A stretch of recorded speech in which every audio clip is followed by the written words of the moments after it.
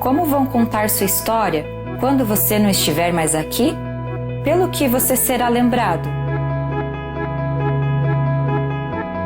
Todo mundo tem o desejo de ter uma vida memorável.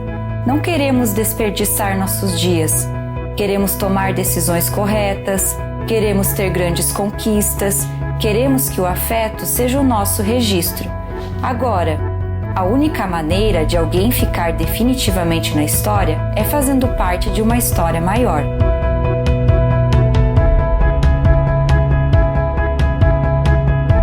O normal é que o nosso nome fique marcado por apenas 2, talvez 3 gerações. Mas a verdade é que fomos moldados para algo memorável. Fomos cuidadosamente entalhados para ter características únicas. Cada detalhe esculpido em mim e em você tem um propósito que vai além dos nossos anos. E não há dúvida de que a obra que o artista fez em nós é justamente para fazer história. Só precisamos ter a certeza de estar na história certa.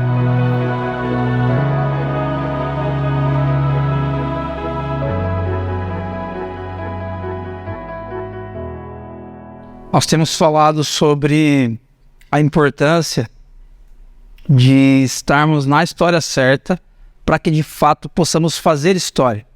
Quem de nós não quer fazer história? Talvez você nunca pensou assim, eu quero fazer história. Mas o contrário é verdadeiro, você não quer ser esquecido. Você não quer viver uma vida onde as pessoas que mais importam para você, pouco se importam com você. Você não quer viver uma vida simplesmente para ser esquecido por seus familiares, por seus amigos mais próximos. E quando a gente pensa em fazer história, nós precisamos entender que precisamos ser moldados por um artista, por um artífice. Assim como um artífice molda uma escultura, como é o caso de Davi, essa escultura moldada por Michelangelo. Em todo tipo de obra de arte, quando o artista ele se debruça sobre aquele projeto, sobre aquele desafio, e ele passa dias, horas naquele sentido, naquele trabalho, que demanda dele muito esforço, muita energia, muito investimento de tempo, esse artista, ele trabalhando naquela obra, ele tem algo em mente. Ele tem algo em mente que só ele vê.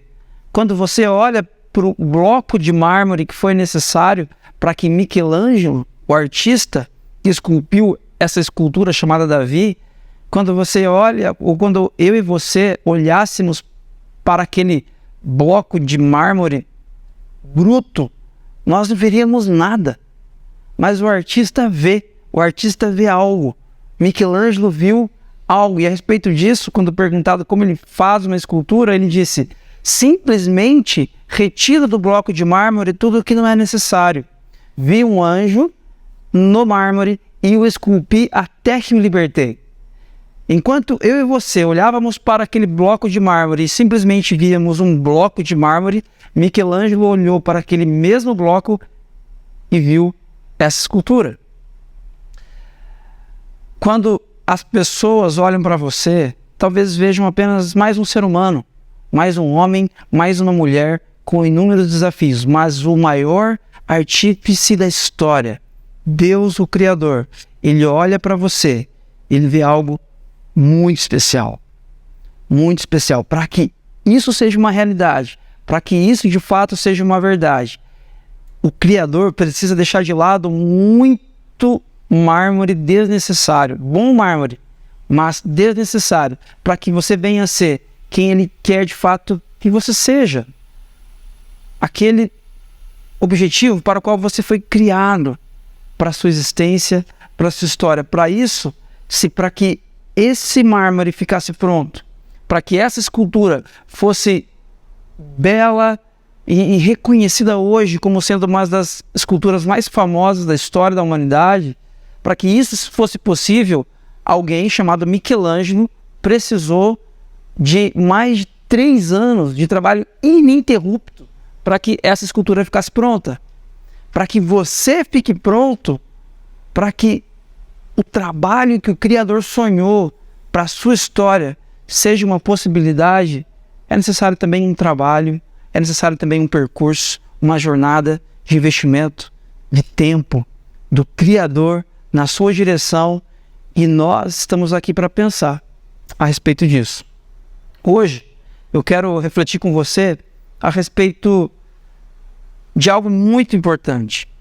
Para que façamos história, é necessário que entendamos a importância dos encontros, a importância uns dos outros, a importância de estarmos juntos.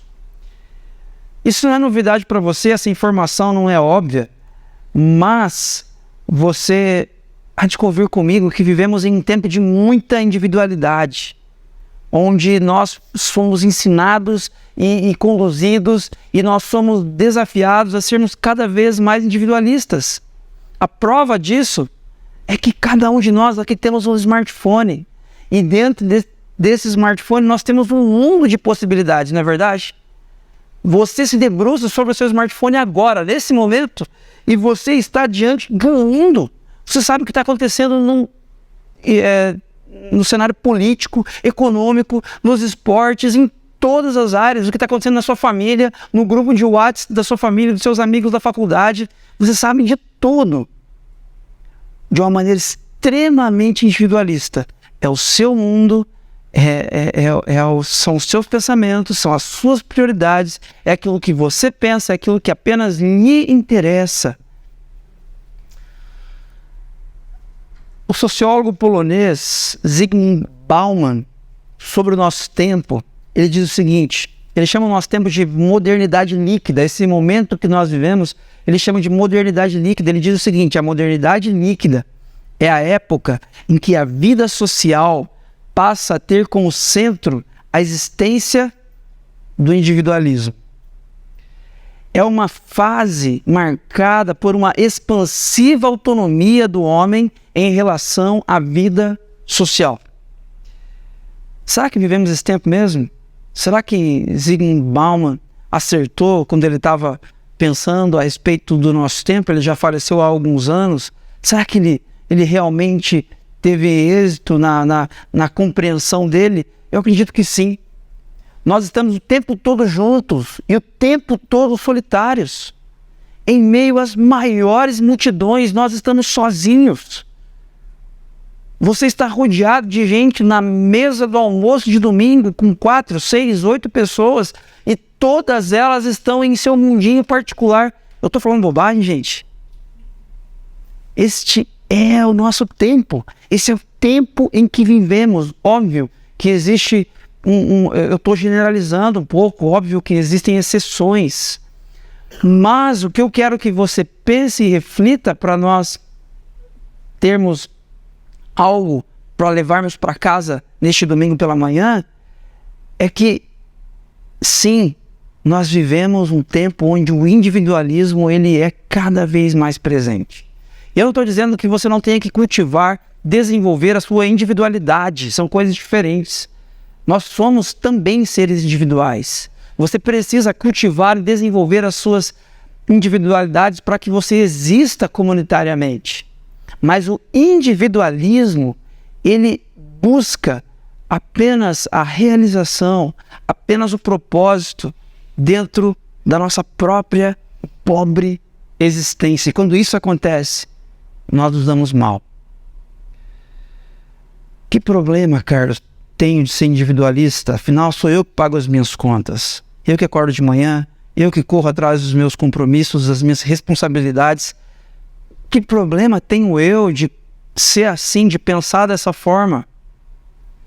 Veja só, o individualismo, enquanto maneira de ver o mundo, enquanto filosofia de vida até, enquanto cosmovisão, visão de mundo, nos leva para algo muito além, algo que excede muito as nossas individualidades por si só.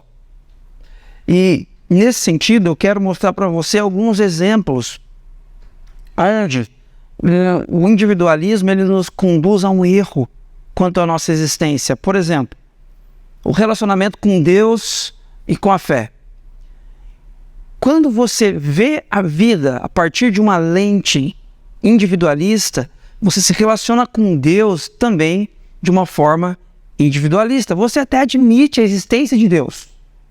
Você até admite frequentar uma comunidade cristã para eventualmente se relacionar com outras pessoas e com o transcendente, com Deus, desenvolvendo a sua espiritualidade. Você até admite isso. Você até pede algumas coisas a Ele. No entanto, você só se submete a Ele naquilo que coincide com os seus interesses. Então, se Deus manda amar essas pessoas que estão desse lado e isso faz sentido para mim porque eu me dou bem com essas pessoas, ok, eu vou amar essas pessoas que estão desse lado. Mas se Deus manda eu perdoar essas pessoas aqui, isso não tem nada a ver. Eu acho que eu discordo de Deus quanto a isso. Por quê? Porque, na verdade, a sua relação com Deus não é uma relação de dependência de alguém que é pecador e que está se relacionando com alguém absolutamente maior, ilimitado, poderoso como o Criador. Não. É uma relação de consumo, pura e simplesmente. Uma relação de consumo. Você está na igreja porque você precisa aliviar a sua consciência a respeito das coisas erradas que você eventualmente pode fazer. E você precisa também de alguém a quem recorrer quanto aos seus pedidos. Você precisa de saúde, você precisa de dinheiro, de um trabalho melhor, de uma família melhor. Então o que você faz? Você pede diante de Deus. Enquanto isso coincide com as suas necessidades, ótimo, você tem um Deus. Quando isso não coincide com a sua necessidade, você simplesmente cai fora. Por quê? Porque é uma relação de consumo, que ela é iniciada por uma cosmovisão individualista. Lembram do Pai Nosso? Venha a nós o seu reino. Quando a gente tem essa visão individualista, é como se a gente orasse: venha a mim o meu reino, Deus. Eu estou orando aqui, Deus, mas eu só preciso do seu carinho, porque está tudo pronto. Eu estava pensando aqui, Deus, e para o meu relacionamento dar certo, o meu casamento dar certo, eu já pontuei aquilo que eu preciso. Eu preciso de 5 coisas.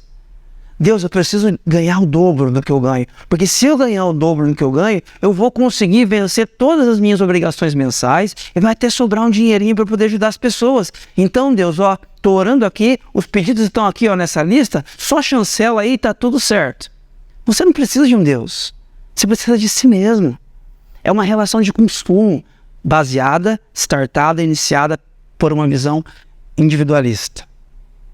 Ainda, o individualismo também afeta os nossos relacionamentos. Você conhece alguém, você se casa com essa pessoa e você está perdidamente apaixonado até que você percebe que há uma incompatibilidade. Não dá certo mais vocês dois juntos. E aí o que você faz? Cada um vai para um lado.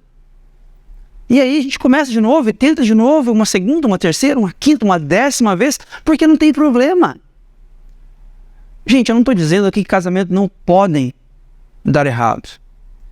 Eventualmente isso acontece e é uma tristeza. No entanto, quando nós partimos de uma cosmovisão individualista, os relacionamentos também são relações de consumo. E a minha esposa serve para mim enquanto ela serve para mim. Enquanto faz sentido no momento de vida que eu estou vivendo. Daqui a pouco, se eu não fizer, não tem problema. Assim como eu troco de roupa, assim como eu troco de carro, assim como eu mudo de bairro, eu troco de esposa. Fruto de uma cosmovisão individualista. Ainda, o individualismo afeta, entre várias áreas, também o nosso trabalho. E aí, nós temos uma relação de consumo com Deus, nós temos uma relação de consumo com pessoas, obviamente que nós teremos também uma relação de consumo com o trabalho. E independentemente dos dons que você tem, independentemente das necessidades da sociedade onde você está inserido, você busca um trabalho pensando em quê? Em dinheiro. Gente, essa é a nossa realidade. E essa eu acho que é a realidade que já está mais enraizada em nós, nessa relação de consumo. Porque quando nós temos um filho, ele tem 4, 5, 8, 10 anos, em vez de nós pensarmos nos dons que Deus deu a essa criança e nas necessidades da sociedade onde essa criança está inserida, nós pensamos numa profissão que vai dar uma boa renda para essa criança quando ela for adulta. Nós queremos que ela seja isso ou aquilo. Por que a gente faz isso?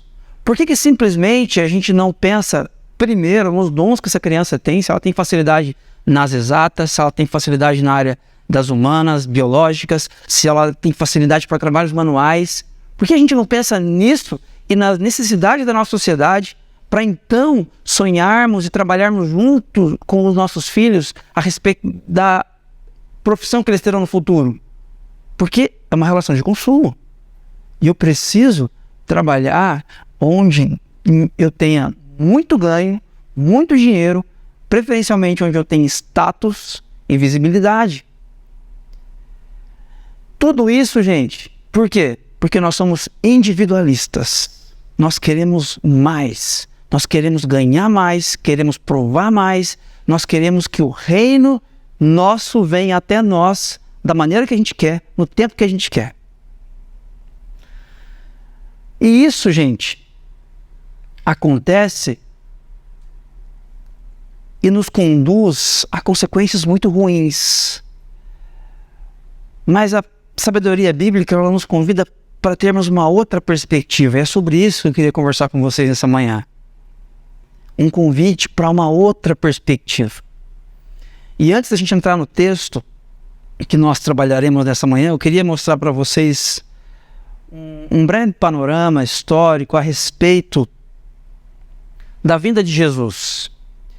No Antigo Testamento, existiam promessas de que um dia o Messias viria e faria novas todas as coisas. A palavra Messias é uma palavra de origem hebraica que significa ungido. Então, existiam promessas dos profetas no Antigo Testamento, profecias de que um dia o Messias viria. O que aconteceria? Quando o Messias viesse, tudo ia ficar bem. O caos deixaria de ser caos. O contexto de desordem passaria a ser um contexto de ordem. Onde há desamor, passaria a haver amor. Onde existe injustiça, falta de compaixão, existiria cuidado, justiça. Então, o tempo futuro que eles aguardavam demais, quando tudo ia ficar bem, tinha a ver com a chegada do Messias, ok?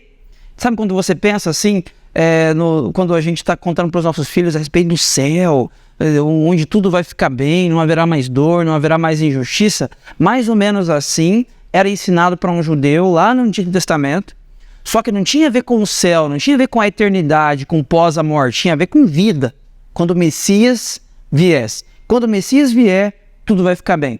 Não haverá mais injustiça, não haverá mais desamor, não haverá mais caos e nem desordem. Quando? Quando o Messias vier. Jesus é o Messias. No Novo Testamento ele é chamado de Cristo. Cristo não é o sobrenome de Jesus. Cristo é a expressão em grego para Messias. É como se nós estivéssemos dizendo, Jesus é o prometido do Antigo Testamento. Ele é o Cristo, ele é o Messias, ele é o ungido. Aquele que foi prometido pelos profetas. Então Jesus, o Messias, viveu uma vida perfeita e foi crucificado para pagar pelos pecados da humanidade. Jesus, o Messias, ressuscitou e o Espírito foi derramado no dia de Pentecoste, conforme Atos 2. E, gente, quando Jesus morre, quando ele ressuscita 3 dias depois, quando aproximadamente 50 dias depois o Espírito Santo vem, todo esse combo simboliza o reino de Deus chegou. O reino de Deus chegou. O reino de Deus finalmente está entre nós. E aí eu quero que você pense numa coisa. O judeu, ele esperou isso aqui a vida toda. Se você olhar o Antigo Testamento, se você ler de Gênesis a Malaquias, todo o Antigo Testamento fala de criação, fala de queda e fala de promessa a partir de Gênesis 12, uma promessa que aponta para quê? Para a vinda do Messias. Todo o Antigo Testamento aponta para a vinda do Messias. Então havia muita expectativa.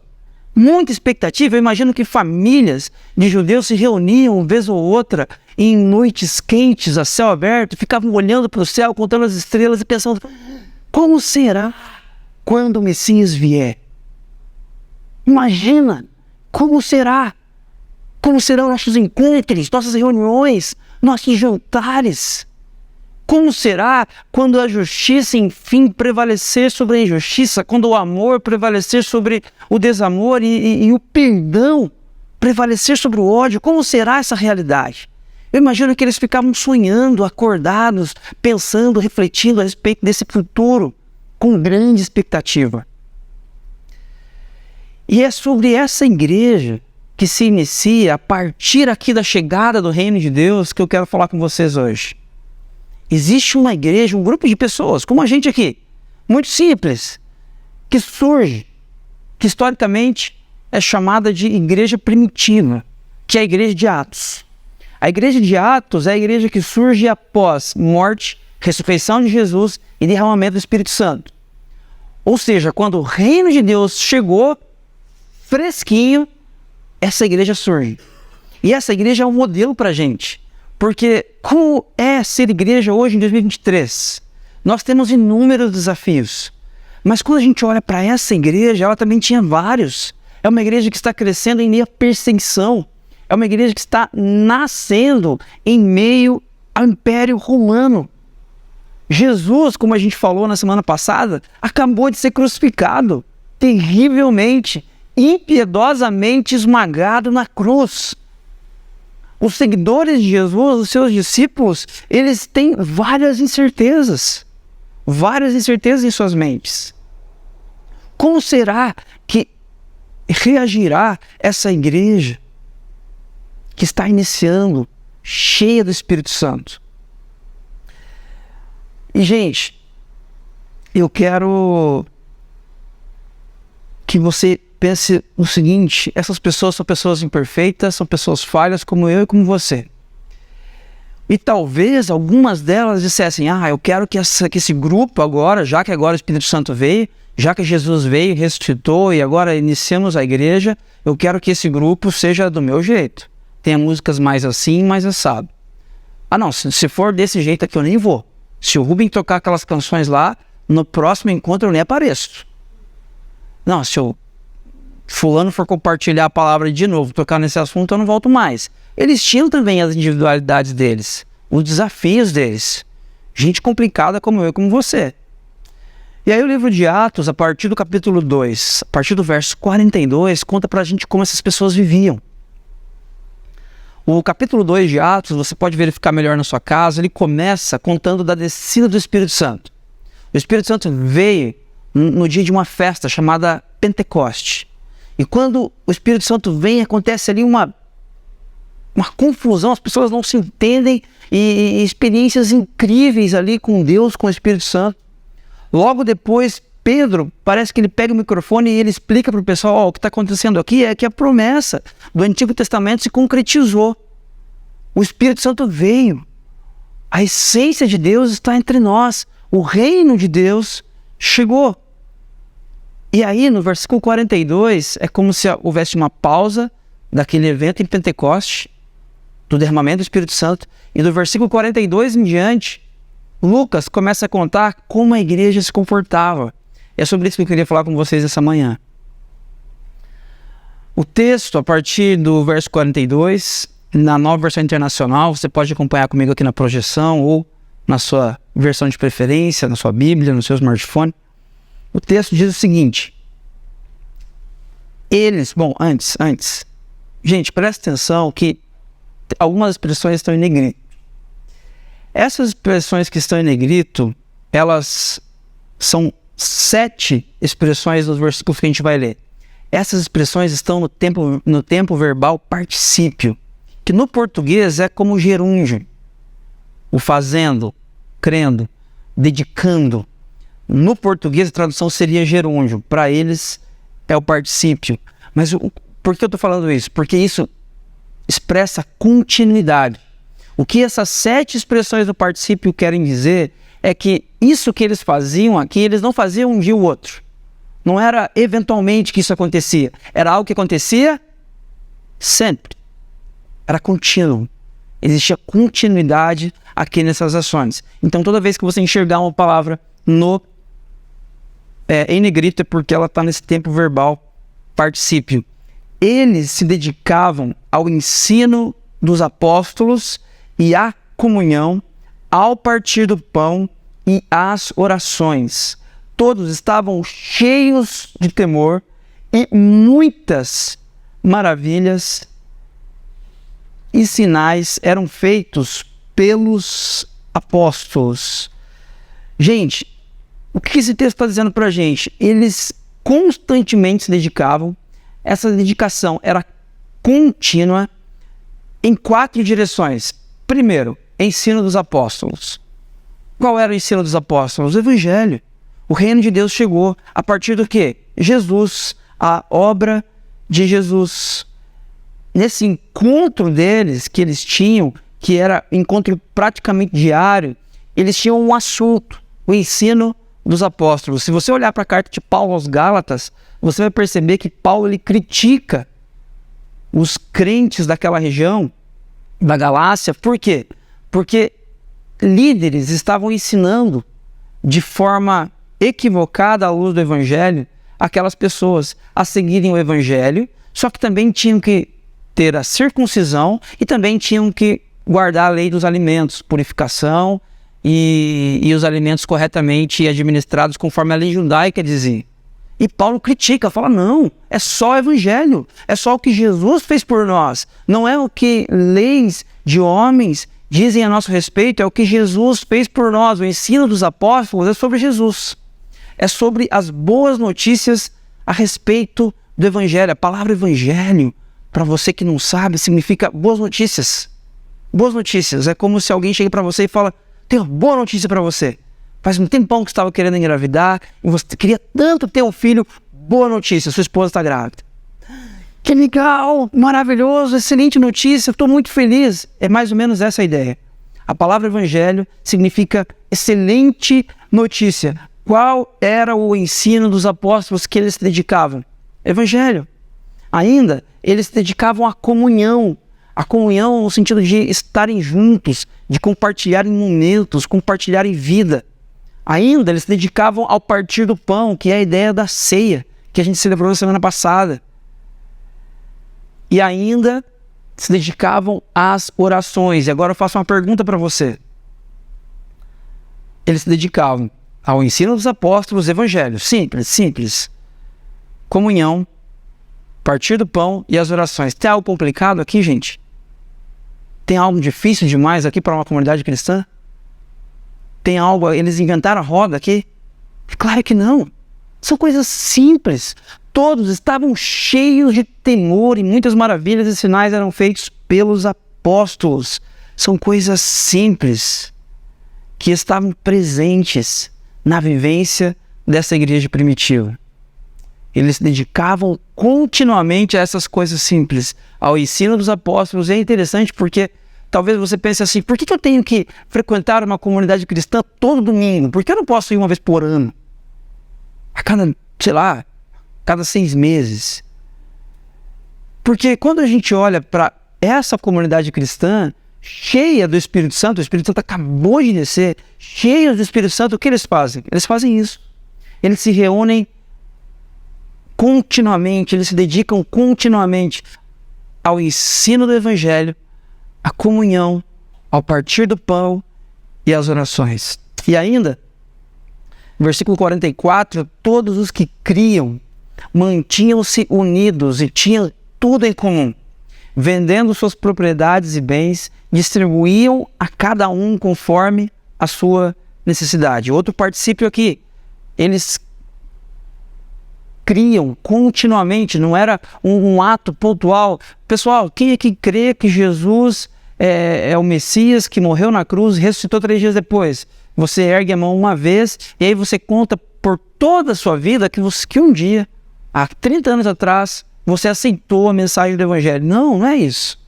É um crer contínuo, é um converter-se diário, é um crer que acontece todas as manhãs, todas as tardes, todas as noites da nossa história. Eles criam e mantinham-se unidos e tinham tudo em comum. A ideia aqui, gente, não é nós vendermos tudo e repartirmos uns com os outros e com quem precisa. Óbvio que essa ação de amor ao próximo, ao menos favorecido, ao vulnerável, é extremamente importante na vida de uma comunidade cristã, mas não é disso que o texto está falando. O texto está falando de uma visão não individualista. O texto está falando de uma visão de um reino que é comunitário. O texto está falando para a gente de um povo que está crescendo em saúde porque caminha junto e não separado, cada um no seu canto. O texto está dizendo para a gente a respeito de um grupo de pessoas cheio do Espírito Santo que tem tudo em comum: sorrisos, prantos, dores, sofrimento, risadas, tudo em comum. É tudo nosso, estamos juntos, caminhando na mesma direção. Muitos líderes de má fé, com má fé, olham para esse texto aqui e, de certa forma, oprimem as suas ovelhas, ou as suas comunidades, para que vendam propriedades e distribuam para a igreja, como um ato de fé. Definitivamente não é disso que o Lucas está contando para a gente. Não é sobre isso. Está falando sobre não termos uma visão individualista. Está falando sobre termos uma vida que faça sentido para todos nós. E, eventualmente, se um de nós estiver passando necessidade, sim, que nós ajudemos, que nós olhemos com amor, com graça, com misericórdia para essa pessoa. Por quê? Porque à medida que nós cremos, nos mantemos unidos e temos tudo em comum. Ainda, versículo 46, todos os dias, e aqui temos vários particípios, todos os dias continuavam a reunir-se no pátio do templo, partiam o pão em suas casas e juntos participavam das refeições com alegria e sinceridade de coração, louvando a Deus e tendo a simpatia de todo o povo. Então veja bem, eles continuamente eles estão fazendo algo aqui que Lucas conta para a gente a partir de 3 perspectivas. Primeiro, eles partiam o pão em suas casas. Isso com frequência, gente. Estar na casa uns dos outros não era uma coisa assim que acontecia, sei lá, no aniversário do filho do fulano, a gente foi lá na casa dele. Não. Vez ou outra, isso se repetia. Eles partiam o pão em suas casas e juntos participavam das refeições com alegria e sinceridade de coração. Com alegria e com sinceridade de coração. Eu quero desafiar você. Eu quero desafiar você a pensar um pouquinho aqui com relação a isso. Quando nós entramos numa comunidade cristã, e talvez seja o seu caso, participando dos nossos encontros, talvez seja a sua primeira vez, você muitas vezes vem com o freio de mão puxado. E assim, bom, eu vou participar, mas assim, pelo amor de Deus, não peço nem meio passo nessa direção que eu não vou dar. Eu já vim, já estou fazendo demais intervindo. E tá tudo bem, fique à vontade. Mas eu quero desafiar você a refletir no seguinte: propósito para a sua existência, para que você de fato faça história, marque a história dos seus familiares de uma forma equilibrada, saudável e única. Propósito na sua história tem a ver com gente, tem a ver com outras pessoas. Eu não sou o Carlos. Sabe quem eu sou? Sou o marido da Débora. Sou pai do Isaac, do Gael e da Joana, que está chegando. Eu sou filho do Hamilton e da Neucelene. Esse sou eu. O Carlos é um vazio. Quem é Carlos? Quantos Carlos existem? Meu Deus do céu, é o nome mais comum. Agora, o Carlos, marido da Débora, pai do Isaac, do Gael e da Joana, esse cara é único. Nós existimos em nossas relações, em nossas individualidades, pura e simplesmente nós apenas sobrevivemos. E a igreja primitiva, ela nos ensina isso. Cheia do Espírito Santo, ela não caminha só. Eles caminham juntos. Eles partiam o pão em suas casas e juntos participavam das refeições com alegria e sinceridade de coração, louvando a Deus, o tempo todo louvando a Deus, continuidade, louvando a Deus. O tempo todo as coisas estavam bem? Claro que não. Pessoas ficavam doentes, famílias ali estavam quebradas financeiramente, pessoas ali estavam sendo perseguidas mais de perto pelos soldados do Império Romano. Mesmo assim, eles continuamente louvavam a Deus, e presta atenção nisso, tendo a simpatia de todo o povo. Gente, esses 6 particípios que a gente viu até agora, do versículo 42 até 47, parte A, todos eles estão na voz ativa. Ou seja, a ação é da igreja. É desse povo que se reúne, de continuar, de partir o pão, de louvar a Deus e de ter a simpatia. Muitas vezes nós achamos o seguinte, com relação a esse tema simpatia. Eu faço a minha parte em tentar ser gente boa, tentar ser simpático com vocês, mas se vocês não foram com a minha cara, não é problema meu. Eu sou assim, é o jeito da madeira. Eu sou desse jeito. Se vocês não foram com a minha cara, o problema é de vocês. Eu sou assim. Não é assim que a gente faz? Mas olha que interessante. Esse texto aqui me ensina que ter a simpatia de todo o povo era uma ação intencional que a igreja primitiva tinha. Eles intencionalmente agiam para que tivessem a simpatia de todo o povo, até dos que não criam em Jesus. E aqui eu quero passar a bola para vocês. Gente, nós temos amigos, temos familiares que não creem em Jesus, que não acreditam que Jesus morreu, que ele ressuscitou 3 dias depois. E eu e você estamos nos relacionando com essas pessoas o tempo todo.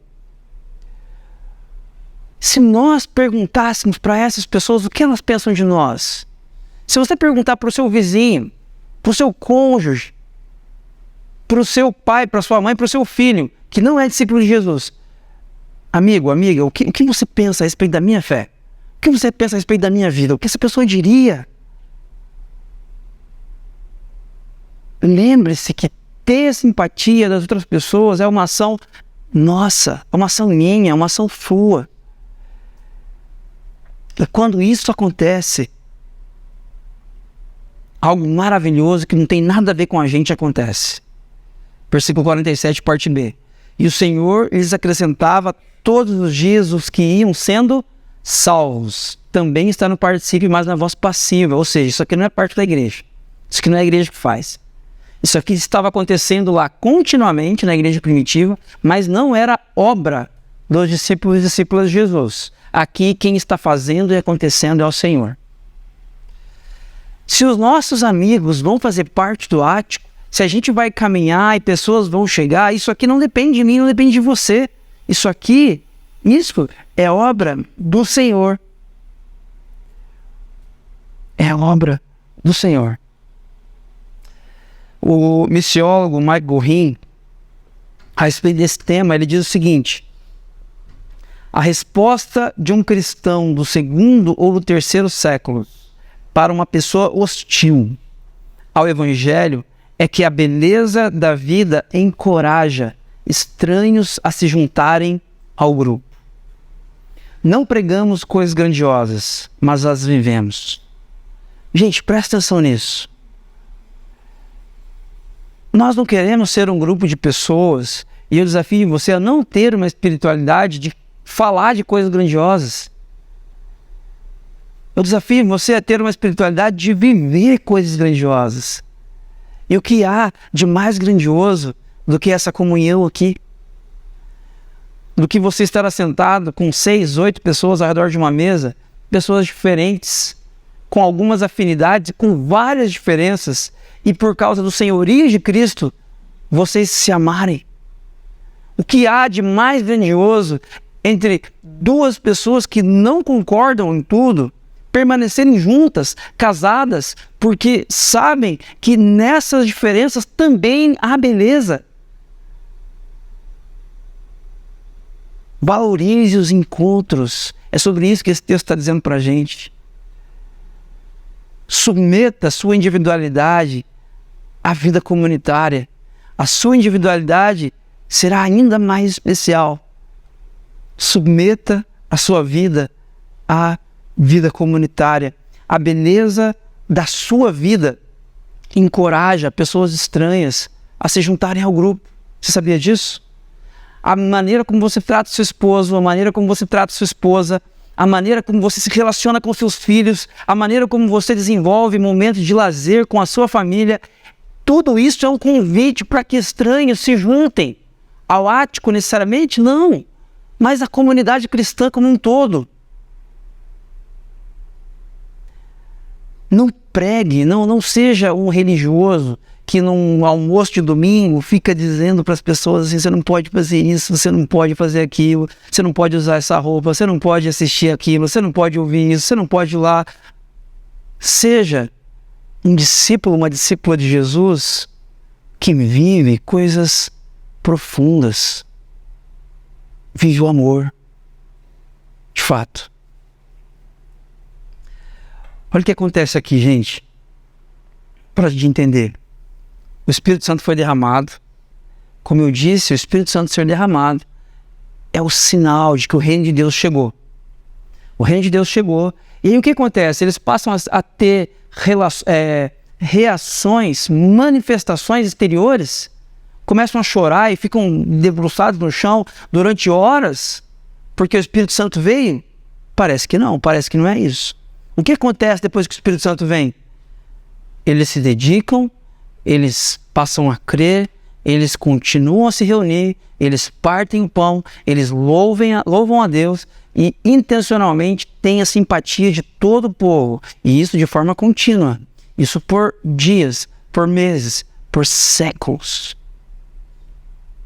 Essa é a igreja cheia do Espírito Santo. Como é que a gente faz para sermos cheios do Espírito Santo hoje? É aqui, é nesse encontro comunitário. Quando nós celebramos a palavra, quando nós cantamos, quando a gente ora, quando nós celebramos a ceia, como fizemos na semana passada, quando nós celebramos o batismo, como quando vamos fazer em breve. Quando isso acontece, o Espírito Santo, ele nos enche comunitariamente. Não existe uma menção de alguém ser cheio do Espírito Santo de forma individual. Toda menção de sermos cheios do Espírito Santo tem a ver com coletividade na sabedoria bíblica. Eu quero desafiar você a não desenvolver uma espiritualidade individualista. Você precisa ter um momento seu de devoção pessoal, que é você ler sua Bíblia em casa, você ter momentos de oração, isso é importante. Mas saiba que isso é apenas uma raiz, uma pequena raiz de um tronco muito maior, que é a sua espiritualidade comunitária. Isso aqui é o que faz a sua vida fazer sentido. Esse encontro comunitário. Por que isso aqui faz sentido? Porque fomos cheios pelo Espírito Santo. E cheios do Espírito Santo, nós nos dedicamos continuamente nessa direção. Percebam, gente, não tem nada demais aqui. Ninguém está vendo anjo aqui, ó.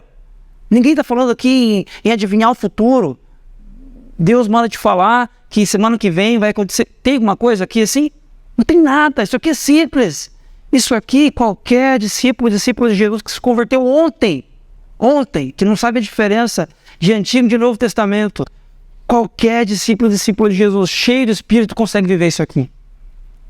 Cheio de Espírito consegue viver isso aqui. É para isso que nós estamos sendo convidados.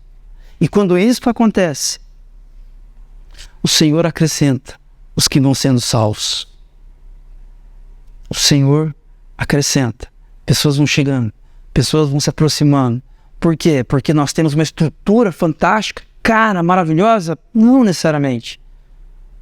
Porque nós estamos vivendo cheios do Espírito Santo, essa vida simples de valorizar os encontros, os reencontros, a vida comunitária.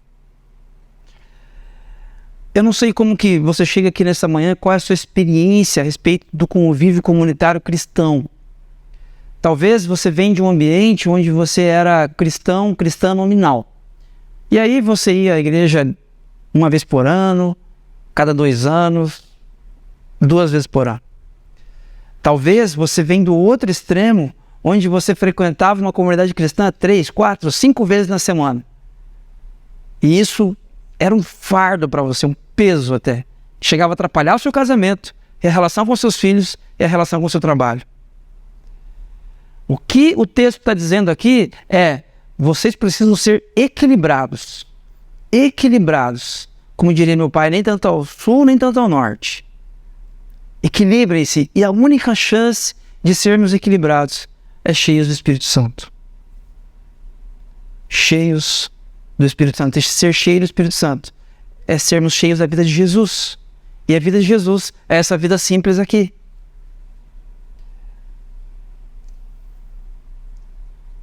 Cheios do Espírito Santo, valorizamos os encontros, nos alegramos com as afinidades, reconhecemos amorosamente as diferenças e, acima de tudo, nos submetemos ao senhorio de Cristo. Enquanto isso, as histórias dos nossos amigos e familiares são transformadas. Gente, presta atenção nisso. Cheios do Espírito Santo, nós valorizamos isso aqui. Isso aqui é importante. Cheios do Espírito Santo, nós nos alegramos com as nossas afinidades. Puxa, que legal que nós gostamos das mesmas coisas em algumas áreas. Mas também, cheios do Espírito Santo, nós reconhecemos amorosamente as nossas diferenças. E é preciso ter muita maturidade para reconhecer as diferenças e permanecer junto. É preciso ter muita maturidade. E eu diria que essa maturidade, na verdade, só vem quando estamos cheios do Espírito Santo. Gente, muitas igrejas e muitas famílias se dividiram nos últimos anos em função de política no nosso país, não é verdade? Muitas igrejas já se dividiram por visões teológicas diferentes, porque alguém achava que não podia ter um notebook aqui na frente, o outro achava que não, pode ter um notebook aqui na frente, e aí se dividiram por questões teológicas pequenas.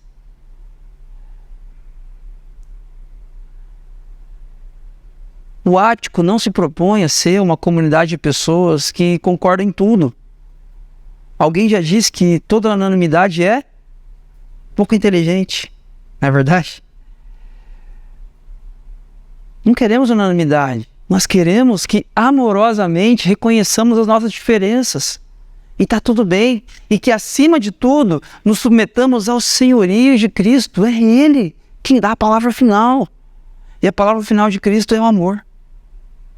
E quando nós vivermos assim, gente, dessa forma simples, compartilhando café, compartilhando a bolacha de sal, compartilhando sorrisos, compartilhando o choro, quando nós vivermos assim, enquanto isso, no caminho, no percurso, continuamente as histórias dos nossos amigos e familiares serão transformadas.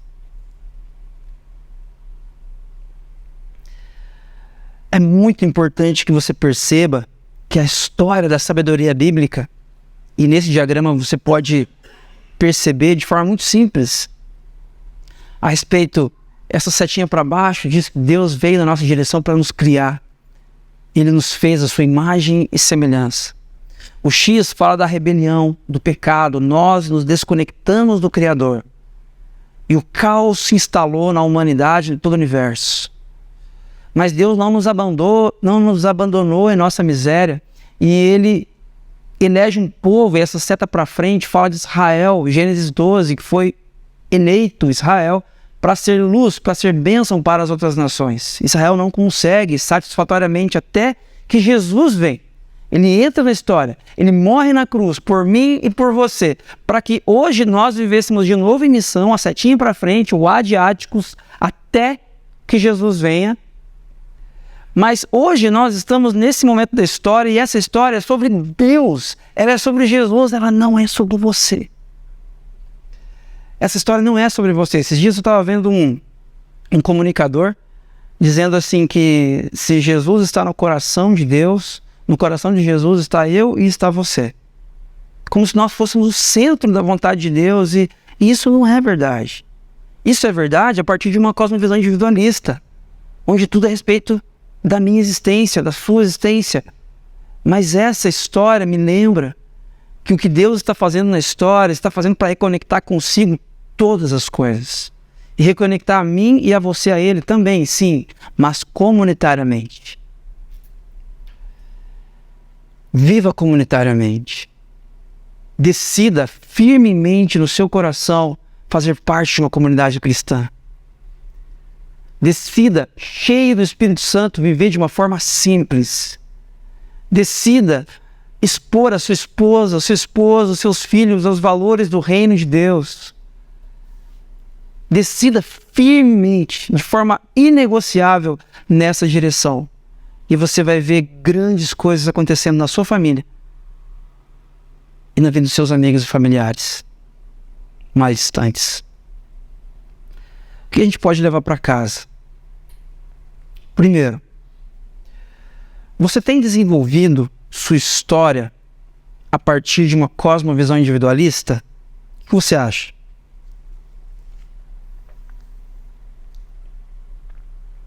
Uma boa maneira de você verificar isso aí no seu coração, sem expor para ninguém, obviamente, é quanto tempo você investe em algo que não diga respeito só a você.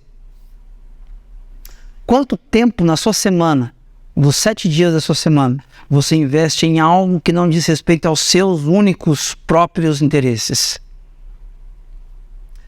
Se isso é verdade, eu não estou aqui para condenar você, estou aqui para que a gente se abrace. Estou aqui para dizer para você, arrependa-se do seu individualismo. Porque individualismo, gente, é pecado. Deus não nos criou para sermos individualistas. O Criador fez a mim e a você para que vivamos em comunidade, com acertos e desacertos em comunidade. Arrependa-se do seu individualismo e, cheio do Espírito Santo, valorize a vida em comunidade. Valorize a vida comunitária. 3. Tenha hábitos que valorizem a vida comunitária e experimente do cuidado de Deus na direção dos seus amigos e familiares. Que hábitos você pode ter? Gente, eu sou o primeiro a dizer para você, se você tiver um compromisso, semana que vem, por exemplo, domingo que vem nós nos encontraremos de novo, e aí você vem e diz para mim que você vai ter um almoço da família, que vai receber gente em casa, eu sou o primeiro a dizer para você, não venha para o nosso encontro então, fique em casa. Aproveite seus pais, aproveite seus filhos, ok, viaje, mas assim, que você coloque a convivência em comunidade como sendo uma prioridade para você. Porque você não recebe seus filhos, seus pais, amigos em casa de longe todo final de semana. Então, quando você não tiver algo excepcional, gente, que nada tire você do convívio comunitário. Porque o convívio comunitário cristão é o alinhamento, é o balanceamento da nossa alma diante de Deus.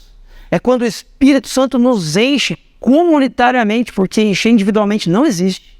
É quando Ele nos enche comunitariamente para que vivamos a vida do reino.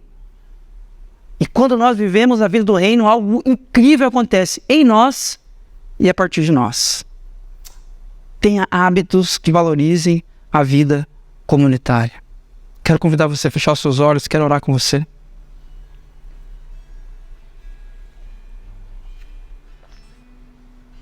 Deus de graça, obrigado por este tempo. Obrigado por sua misericórdia. Obrigado porque o Senhor não nos abandona no nosso egoísmo, no nosso orgulho,